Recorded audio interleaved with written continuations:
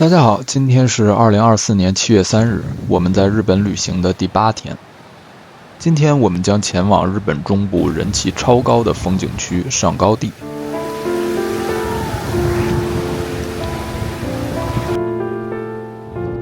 上高地是位于飞驼山脉南部紫川上游的旅游胜地，隶属于松本市，是中部山岳国立公园的一部分，海拔大概有1500米左右。这里主要是紫川被火山喷发的岩浆结流形成了堰塞湖，之后随着时间的推移，由土石的堆积、植物的生长，最终形成了一片比较平坦的区域。这种平原在日本中部的高海拔地区是非常罕见的。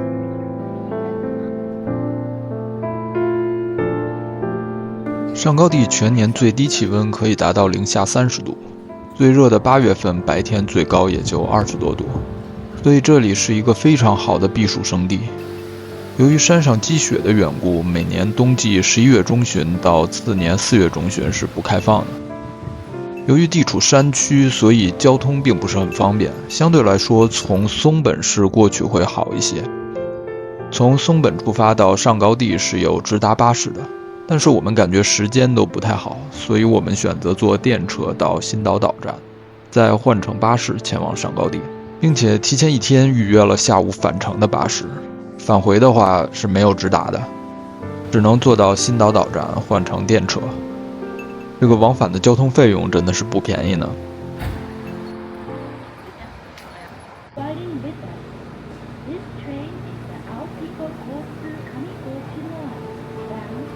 早上7点多踏踏实实的吃完早饭，在松本站坐电车，比起去赶5点多的直达巴士要从容不少。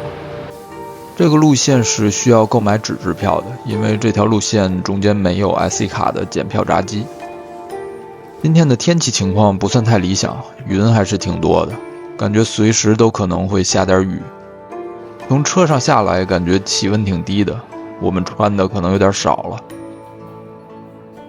坐上大巴还需要1个多小时才能到，可以看看沿途的风景。这条路是那种特别窄、弯弯曲曲的盘山路，如果有恐高的话，千万别靠窗边坐。现在因为不是旅游旺季，所以游客不是很多，路上的车还是挺少的。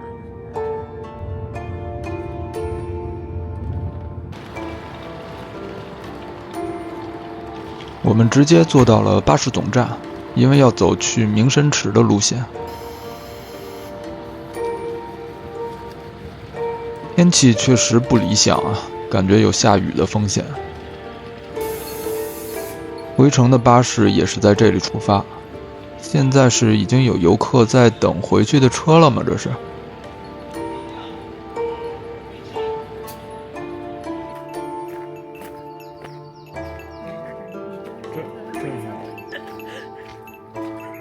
沿着小路往河通桥的方向走，大概500米左右。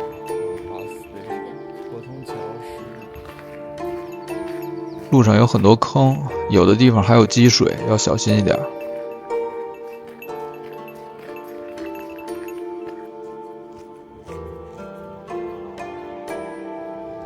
路边的溪水非常的清澈，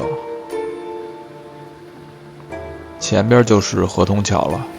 这个水流非常的急，水也很浑浊，估计跟最近下过雨有关系，跟别人拍到的不太一样呀。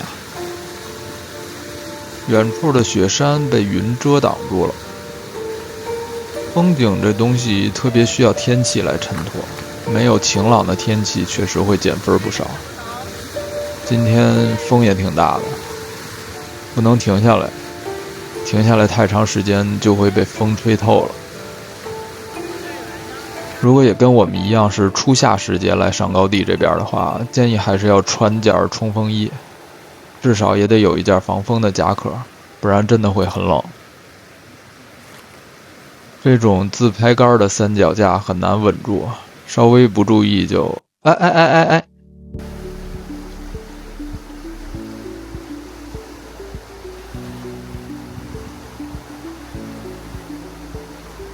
河通桥是这里最经典的景观了，很多游客在这儿拍照。有不少不喜欢徒步的人来这边就只在河童桥这里拍拍照就走了。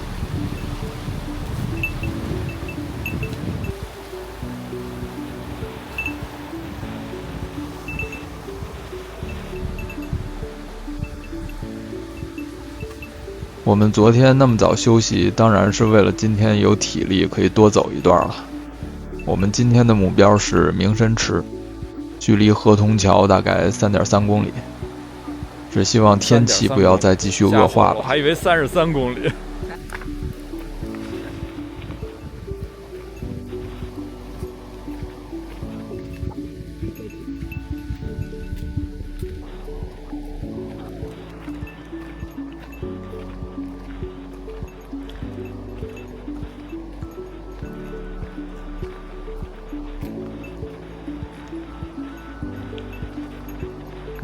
我们就跟着其他游客从梓川的右岸往上走，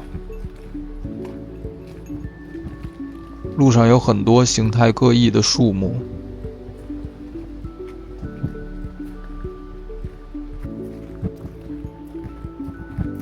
道路还挺湿的，幸亏是石子路，不然泥就太多了。这边是把车行道拦住了，行人应该是可以走的吧？我们跟着前边的爷爷奶奶。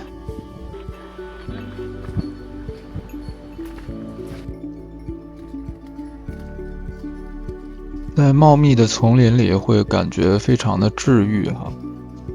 不知道你们跟我是不是有类似的感受？没有喧闹的人群和嘈杂的车流，只有大自然的声音。风声、水声、鸟叫声，可以把全部注意力放在脚下的路上，就像在做一次正念冥想。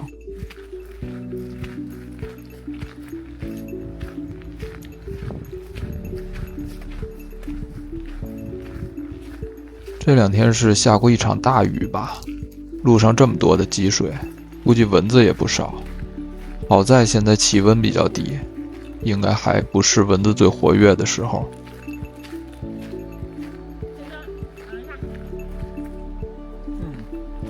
这边水的颜色偏白，应该是含有比较多含钙的矿物质吧。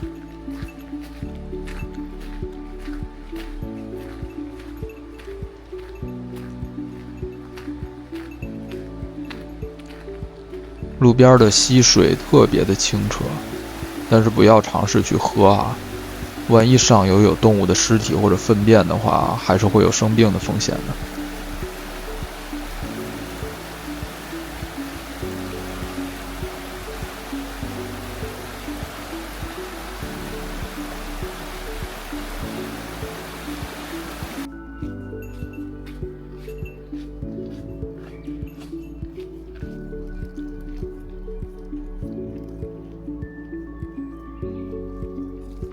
日本的虫子也这么有强迫症吗？啃叶子都要啃得整整齐齐的。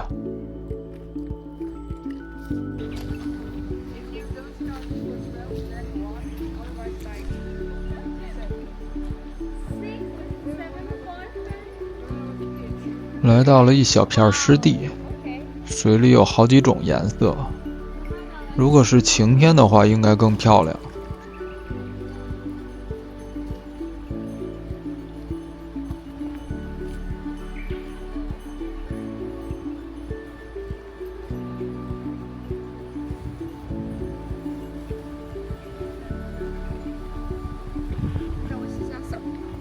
天上有一半是蓝天，有一半是乌云，不知道过一会儿哪边会占上风。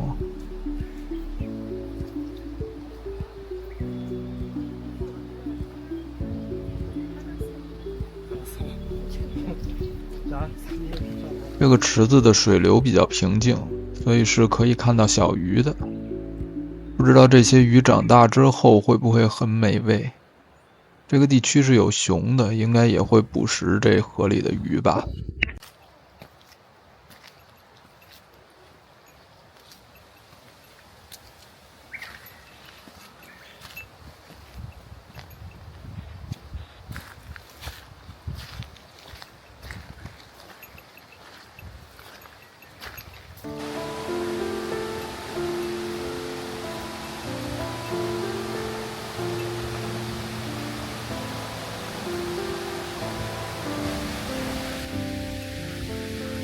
前边有一条水流特别急的小溪，是雪山上的积雪正在加速融化吧。这种水里边的鱼肉质肯定特别紧实。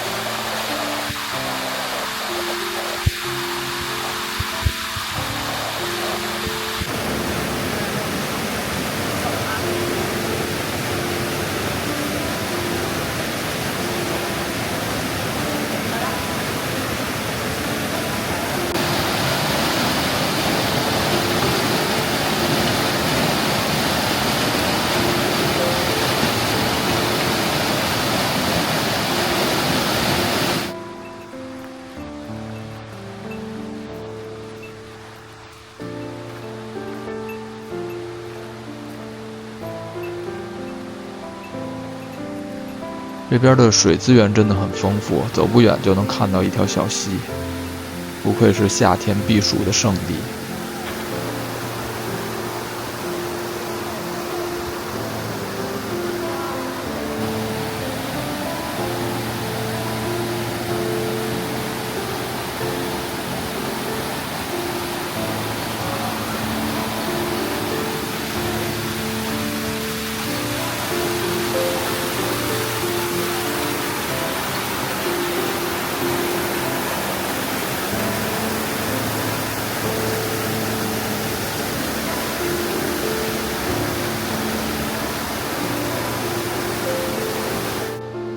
树干上长的这个蘑菇有种很梦幻的感觉，在我印象中，在其他地方是没见过这种蘑菇的。大自然真的是很神奇，不知道这个吃了之后会不会产生幻觉。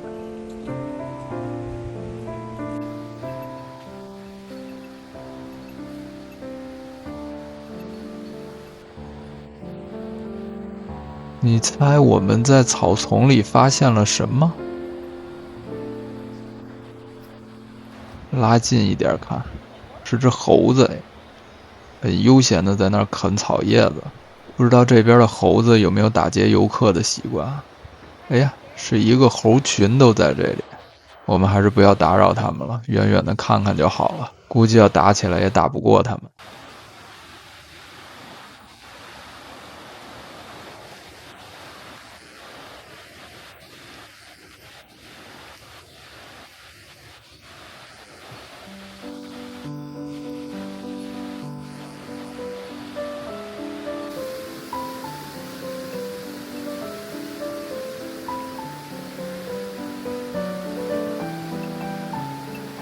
这里景致很丰富，走的时间虽然挺长的，但是也不会太无聊。不过我有点后悔没穿一双登山鞋，路上有水有石头，穿慢跑鞋在这边徒步还是挺费脚的。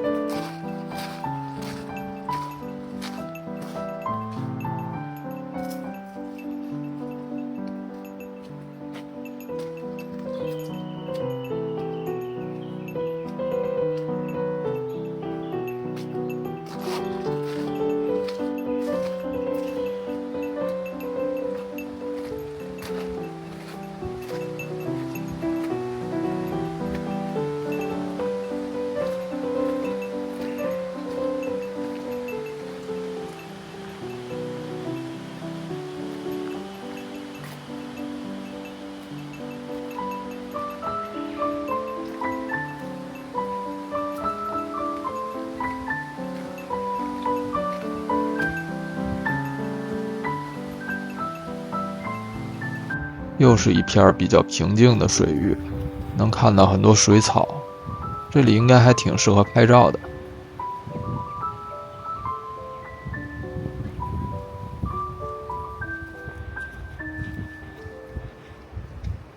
天上目前蓝天稍微占优势一点，只是风太大了，已经不太敢架手机拍岩石了。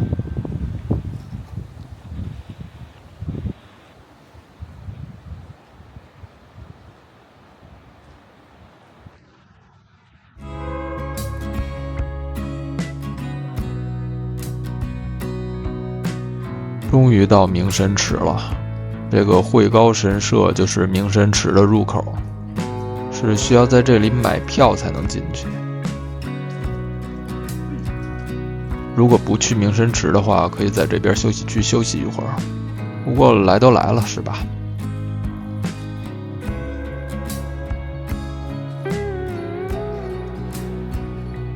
这里的厕所是靠游客捐款来维护的，里边环境还算挺干净的。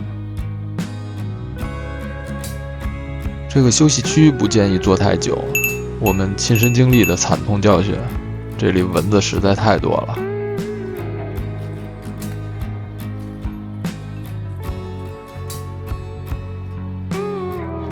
伊池这里是可以举行祭典的，在网上也搜到过这边祭典的视频。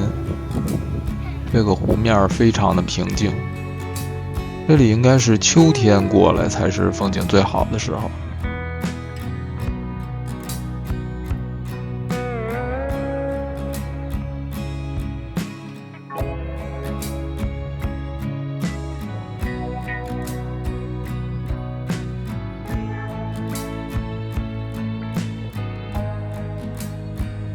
二池更小一点，路不是很好走，过来的话一定要注意安全。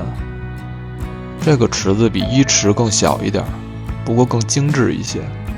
我觉得如果有个躺椅的话，我能在这儿躺一下午。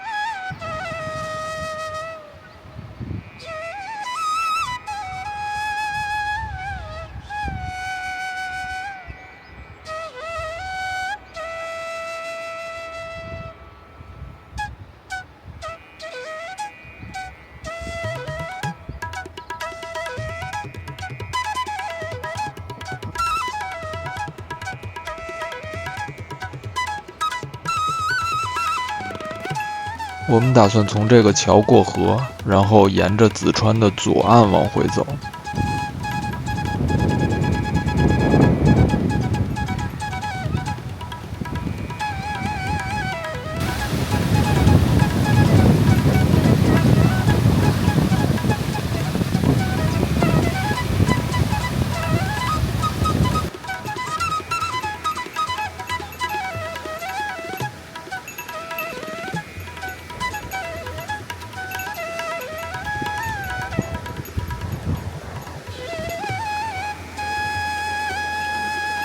不过到了左岸这边似乎不允许通行，不知道前边到底是什么情况，我们还是不要冒险从这边走了。今天天气也确实不好，为了保险起见，我们还是从右岸原路返回吧。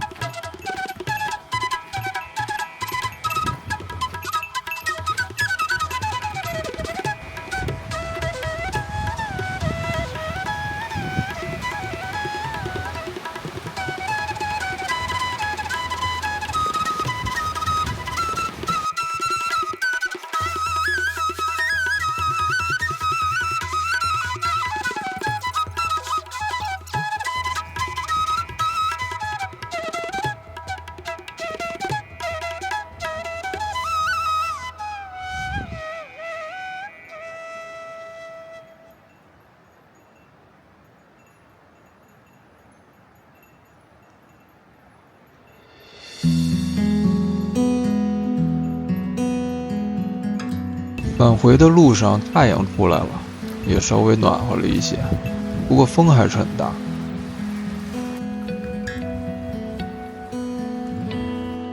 又遇到猴哥了，这次怎么只有一只了？这是在给猴群放哨的吧？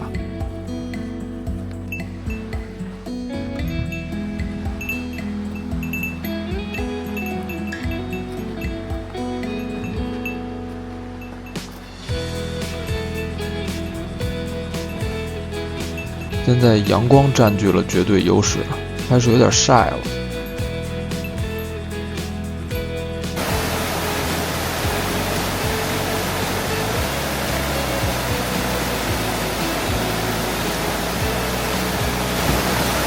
阳光照射下，溪水显得更加清澈了。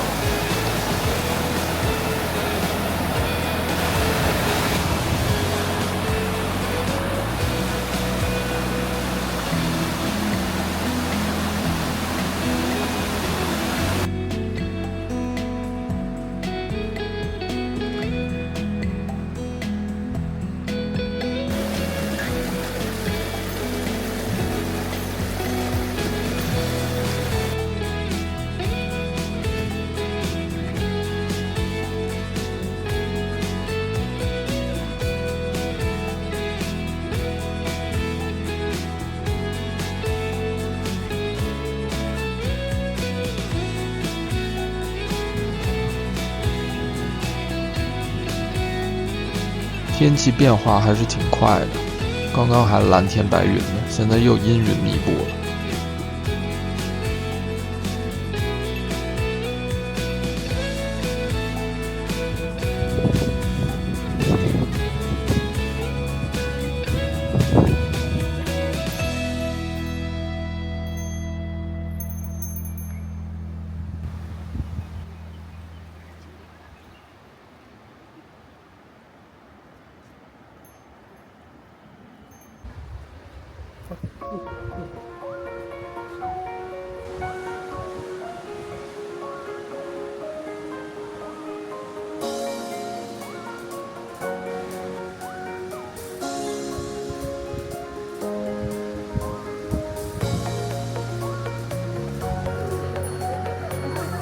我们回到河童桥这边的时候，已经下午2点多了，还没吃午饭，得赶紧去吃点东西了。大片的乌云压下来了，不知道一会儿会不会下雨。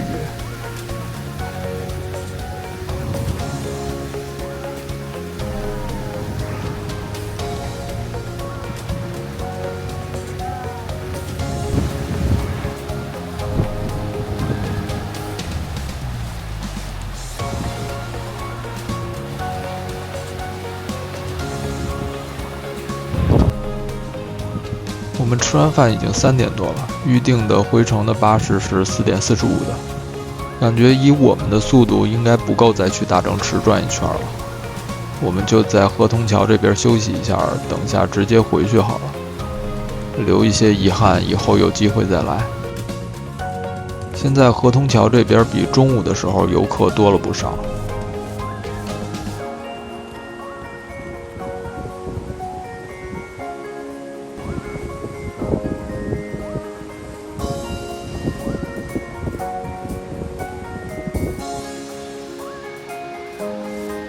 吃饱喝足，也休息得够够的了，我们就踏上返程的道路了。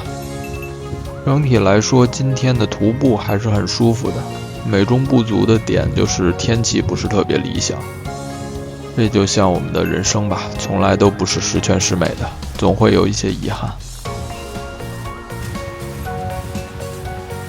关于上高地这个景区，网上有不少讨论，很多网友会拿中国的九寨沟来比较。我觉得呢，到底好不好，还是要亲身到当地感受一下才行。一个地方能给人带来什么样的感受，不仅仅是由一眼看到的画面决定的，影响心情的感受的因素非常多，比如天气啊，比如身边的人啊，甚至当天睡得好不好，都会非常影响游玩的心情。同一个地方，不同的时间，不同的人生阶段去，也都会有不同的感受。大可不必纠结于别人说的好或者不好。不过川菜绝对是秒杀一切，不接受反驳哈。至于性价比的问题，我认为旅游就是一种比较奢侈的消费，并不是生活的必需品，所以我非常不建议超出自己的消费水平去旅游。如果到了纠结性价比的程度，很可能会被价格因素影响到整体的体验。那这样的话，不如去个便宜的地方，只要心情愉悦，就是最好的风景。你说呢？我好像说了一堆废话哈。